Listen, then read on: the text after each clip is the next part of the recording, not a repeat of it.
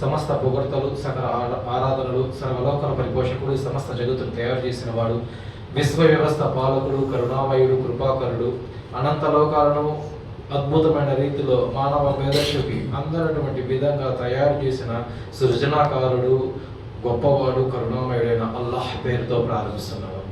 సోదర మహాశిలారా, సూర బకరా 2వ సూర 137వ వాక్యంలో ఒక మాట చెప్పడం జరిగింది. అల్లాహ్ సుబ్హానహు వ తఆలా ఫైన్ ఆమను బిమిస్లి మా ఆమంతుం బిహి ఫఖద్ ఇహ్తదవ్, వారు విశ్వసించినట్లు మీరు విశ్వాసం తెస్తేనే సాఫల్యం పొందుతారు అని అల్లాహ్ సుబ్హానహు వ తఆలా తెలియజేయడం జరిగింది.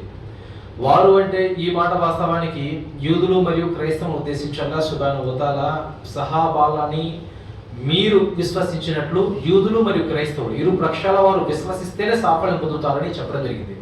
అయితే ఇప్పుడు ఉన్న ముస్లింలకు కూడా ఈ వాక్యం వర్తిస్తుంది. దేనికంటే ఇప్పుడు ఉన్న ముస్లింలకి కూడా రోల్ మోడల్ సహాబా మజ్మాయిన్, వారి విశ్వాసము వారి యొక్క అకీద మనం వాళ్ళని రోల్ మోడల్గా తీసుకొని విశ్వసించాలి. ఈ వాక్యం మనకు కూడా వర్తిస్తుంది. సో మనం కూడా వాళ్ళని ఏ విధంగా అయితే అల్లాహ్ను విశ్వసించారో ఆ విధంగా మనం విశ్వసించాల్సిందే. ఉదాహరణకి ఒక సహాబా గురించి తీసుకుందాం ఇన్షాల్లా. కఅబ్ బిన్ మాలిక్ రదియల్లాహు అన్హు వారు ప్రవక్త ముహమ్మద్ సల్లల్లాహు అలైహి వసల్లం వారు తబూక్ దండయాత్రకి అందరినీ పిలుస్తారు, సహాబాలందరినీ. దాదాపుగా చాలా మంది సహాబాలు గుమిగూడుతారు. మరికొంత సహాబాలని ఈ మునాఫిక్లు కపట విశ్వాసులు ఏం చేస్తారంటే, పైన చూస్తే నెత్తిన సూర్యుడు ఉన్నాడు, కింద చూస్తే ఇసుక కాలిపోతా ఉంది, మీరు ఈ ఎండలో కనుక ఇక్కడ నుంచి బయలుదేరి వెళ్తే చీమల్లా మలమలా మాడిపోతారు అని చెప్పి ఎక్కిరిస్తూ వాళ్ళని చెప్పడం జరిగింది, వాళ్ళని ఆపివేయడం జరిగింది. మరి కొంతమంది మునాఫిక్లు ఏం చేశారు, కపట విశ్వాసులు, పొలాలు చూస్తే చేతికి వచ్చున్నాయి, మీరే వెళ్ళిపోతే కొన్ని నెలల దాకా మీరు రారు, ఆ పొలాలు కూడా అలాగే ఉండిపోతాయి, అవి అట్లాగే రాలిపోతే పంట కూడా మీకు చేతికి రాకుండానే ఎండిపోతుంది అని మరికొంతమంది మునాఫిక్లు సహాబాలు దృష్టించి చెప్పడం జరిగింది. అలాంటప్పుడు చాలా మంది సహాబాలు ఆగిపోయారు. దాదాపుగా ప్రవక్త ముహమ్మద్ సల్లల్లాహు అలైహి వసల్లం వారు 60,000 మంది సహాబాలని మాత్రమే వెంట పెట్టి తీసుకోవడం జరిగింది. అక్కడికి వెళ్ళిన తర్వాత రోమ్ సైనికులు ఎవరైతే ఉన్నారో ప్రవక్త వారితో యుద్ధం చేయడానికి నిరాకరించి తమ యొక్క గూడాల నుంచి బయటికి కూడా రాకుండానే ఆగిపోతారు. అలా జరిగిన తర్వాత ప్రవక్త వారు సరిహద్దుల్లో ఉన్న ప్రాంతాల రాజులతో ఒప్పందాలు, స్నేహ ఒప్పందాలు చేసుకొని అక్కడి నుంచి తిరిగి వస్తారు.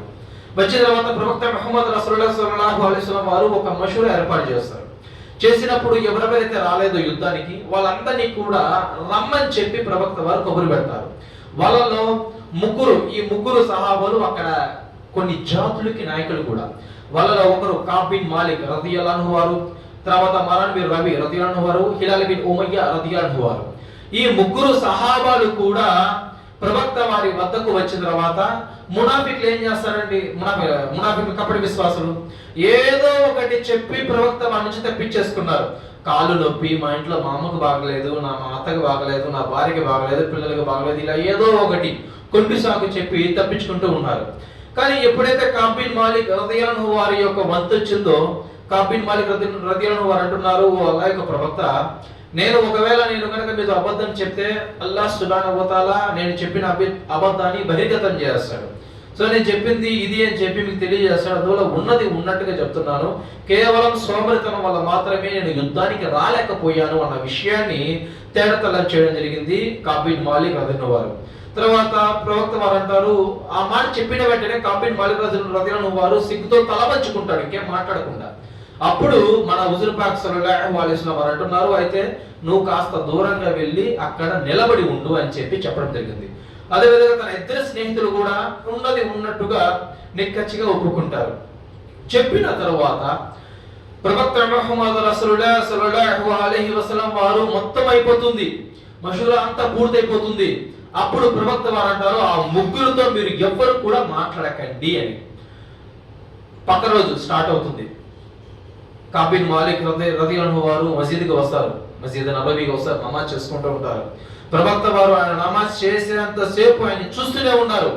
ఎప్పుడైతే నమాజ్ ముగిస్తారో తర్వాత ప్రవక్త వారు ముఖం తిప్పివేయడం జరిగింది. ఆయన మనసుకు ఎంతగానో బాధేసింది, ఏంది ప్రవక్త వారు ఇలా ఉన్నారు అని. ఎవరైనా సలాం చేస్తే కూడా ఆఖరికి తిరిగి కూడా జవాబు ఇవ్వట్లేదు. ఎందుకంటే ప్రవక్త వారి మాట ఏంటి, ఎవరు కూడా ఈయనతో మాట్లాడకండి. చూడండి, ఎక్కడైనా సలాం చేస్తే తిరిగి జవాబు ఇవ్వాలి, కానీ ప్రవక్త వారి మాటని వాళ్ళు మనసులో పెట్టుకొని తిరిగి వాళ్ళు సలాం చేసిన జవాబు కూడా ఇవ్వలేదు. అంటే పూర్తిగా మదీనాలో తన స్నేహితులు బంధువులు అందరూ ఉన్నారు. అందరూ ఉండి కూడా ఒక అనాథగా జీవితం గడిపారు కఅబ్ బిన్ మాలిక్ రదియల్లాహు వారు. దాదాపుగా చాలా రోజులు గడుస్తాయి. ఇంట్లో అల్లాహ్ సజ్దాలో పడిపోయి తన ఇంట్లో ఏడుస్తూ ఉన్నారు, అల్లాహ్తో బాధపడుతూ ఉన్నారు. దాదాపుగా 40 రోజులు గడిచాయి. 41వ రోజు ఒక సహాబా వచ్చి అంటున్నారు, కఅబ్ ఇట్లా ప్రవక్త వారి వద్ద నుంచి ఒక సందేశం వచ్చింది, నీ భార్యని కూడా నీ నుంచి దూరంగా పెట్టు, అంటే నీ తన యొక్క పుట్టింటికి పంపించి వేసేయని చెప్పడం జరుగుతుంది. ఈ మాటలు చెప్పిన వెంటనే తన మనసు తల్లాడిపోతుంది. అరే, నాకు మాట్లాడడానికి ఎవరు లేరు, ఉండేది నా భార్య ఒకరే, నా భార్యను కూడా ప్రవక్త వారు చెప్పారు. అదే ఇప్పుడున్న ముస్లింలు ఏం చేస్తారు, ప్రవక్త ఆయన చెప్పింది పక్కన పెట్టాడు, ఆయన మాట మాకు దేనికి అంటారు. ఎందుకంటే ప్రవక్త ముహమ్మద్ రసూలుల్లాహి సల్లల్లాహు అలైహి వసల్లం వారు తన జీవితంలో ఒకే విధంగా నమాజ్ చేశారండి అంటే మాకు ఆయన మాట దేనికండి, మాకు కావాల్సింది మా ఇమాం మాట. అంటే ఇప్పుడు ముస్లింలు ప్రవక్త వారి మాట కంటే కూడా ప్రవక్త వారి యొక్క ఏదైతే హదీసులు ఉన్నాయో, ప్రవక్త వారి యొక్క బోధనలు ఉన్నాయో, ప్రవక్త వారి యొక్క ఆచరణ ఉందో, వీటన్నిటికంటే కూడా తమ యొక్క ఇమాములకే ఎక్కువ ప్రాధాన్యత ఇస్తున్న ముస్లిం సమాజం ఇది. ఇస్తున్నారు.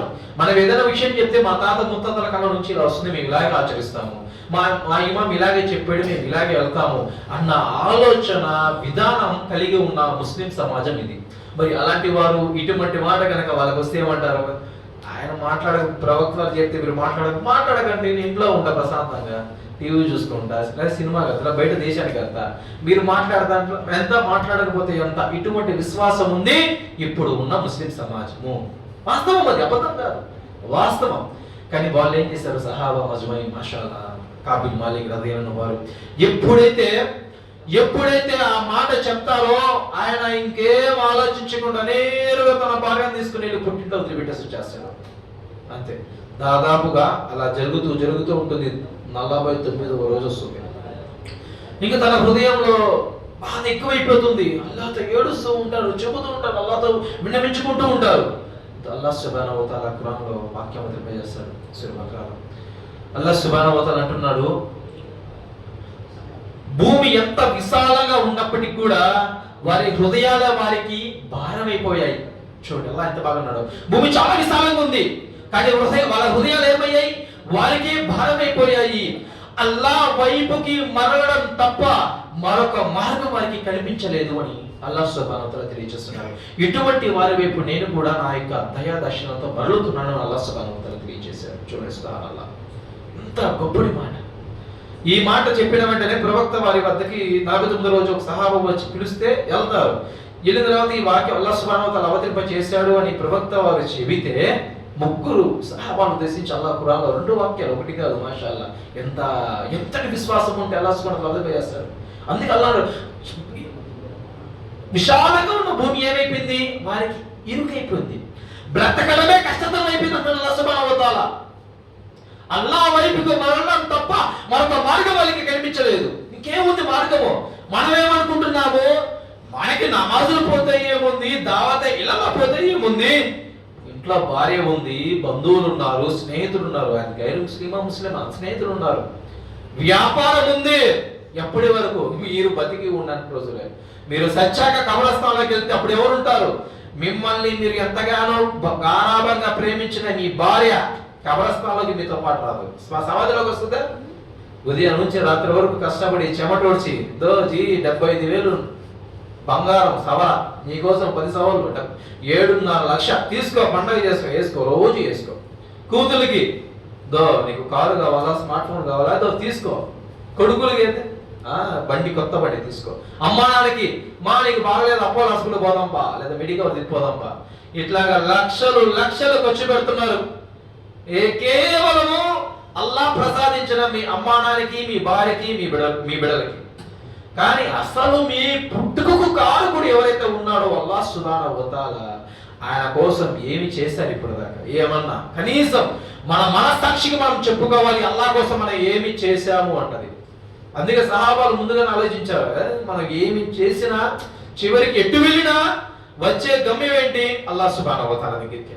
అందువల్ల ఎటు వెళ్ళినా వచ్చేది అల్లా వద్దకైనప్పుడు, మనం ఎక్కడికి వెళ్ళినా ప్రయోజనం లేనప్పుడు మనం అల్లా వైపుకే తిరగదాం. అది అల్లా క్షమించకపోయినా నా ప్రాణం పోయేంత వరకు మేము అల్లా వైపే ఉంటాము.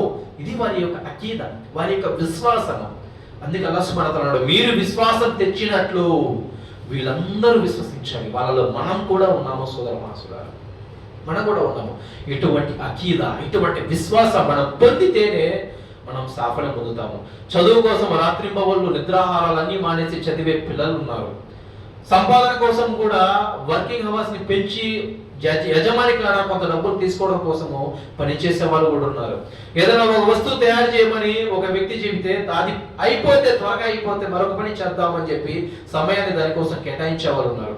భార్య కోసం కేటాయిస్తారు, అన్నిటి కోసం కేటాయిస్తారు. కానీ ఏది కూడా మీరు సచ్చాక మీకు ఏది రాదు, మీ భార్య రాదు, మీ పిల్లలు రాదు, మీ తల్లిదండ్రులు రాదు. మరి ఆ రోజు కేవలము అల్లా యొక్క కారుణ్యం మాత్రమే మనతో ఉంటుంది సోదర మహాశయులారా. అందువల్ల ఈ కాబిన్ మాలిక్ రదియల్లాహు వారు కూడా అటువంటి విశ్వాసం కలిగి ఉన్నారు. కాబట్టి అల్లా సుబ్హానహు వ తఆలా ఆయన ఉద్దేశించే 2 వాక్యాలు ఖురాన్ గ్రంథంలో అవతరింపచేయడం జరిగింది. సోదర మహాశయులారా, ఆలోచించండి. అల్లా సుబ్హానహు వ తఆలా మనకి ఇచ్చింది ఒకే ఒక జీవితం, మరణాంతర జీవితం శాశ్వతమైంది. అక్కడ మనం సాఫల్యం పొందాలి అంటే సహాబా మజ్మాయిన్ ఎటువంటి విశ్వాసాన్ని వాళ్ళు కలిగి ఉన్నారో అటువంటి విశ్వాసం మనం కలిగి ఉండడం తప్పనిసరి. అలా ఉంటేనే ఫరజ్. ఎందువల్ల అల్లాహ్ ఇక్కడ కండిషన్ ఏం పెట్టాడు ఆలోచించండి. వారు విశ్వసించినట్టు మీరు విశ్వసిస్తేనే సాఫల్యం పొందుతారు అన్నాడు అల్లాహ్ సుబ్హానహు వ తఆలా. క్లియర్ కట్గా అల్లాహ్ సుబ్హానహు వ తఆలా మనకి అర్థమయ్యే రీతిలో చెప్పడం జరిగింది. చెప్పిన తర్వాత కూడా దాన్ని మనము పక్కన పెట్టేసామనుకోండి, నేను చెప్పిన విషయం ఈ చెవులో విన్నామా, ఈ చెవులో పెట్టేసామనుకోండి, అల్లా వద్ద అడ్డంగా బుక్ అయిపోతాము. అల్లాహ్ సుబ్హానహు వ తఆలా ఇక్కడ బతికి ఉన్న రోజులు ఎన్నిసార్లు తౌబా చేసుకుని క్షమిస్తాడు. కానీ అక్కడ చనిపోయిన తర్వాత వెంటనే మనం ఇక్కడ చనిపోయిన తర్వాత ఎప్పుడైతే కబ్రస్థానానికి వెళ్తామో అక్కడ ఎన్నిసార్లు క్షమాభిక్ష అడిగినా కానీ అల్లాహ్ నేను క్షమించను అని అల్లాహ్ సుబ్హానహు వ తఆలా నిస్సంకోచంగా సమాధానం ఇస్తాడు. అల్లాహ్ తబారక వ తఆలా మనందరికీ కూడా సహాబా మజ్మాయిన్ కలిగిన విశ్వాసాన్ని అల్లాహ్ మనందరికీ కూడా ప్రసాదించుగాక. అల్లాహ్ సుబ్హానహు వ తఆలా మనం చనిపోయే స్థితిలో కలిమే తయ్యిబా చదివే సద్బుద్ధిని భాగ్యాన్ని అల్లాహ్ సుబ్హానహు వ తఆలా మనకు ప్రసాదించుగాక. అల్లాహ్ సుబ్హానహు వ తఆలా మనం చనిపోయే స్థితిలో ఎటువంటి అప్పులు లేకుండా అల్లాహ్ మనకి మరణాన్ని ప్రసాదించుగాక. వాహు దావనా అల్హమ్దులిల్లాహి రబ్బిల్ ఆలమీన్.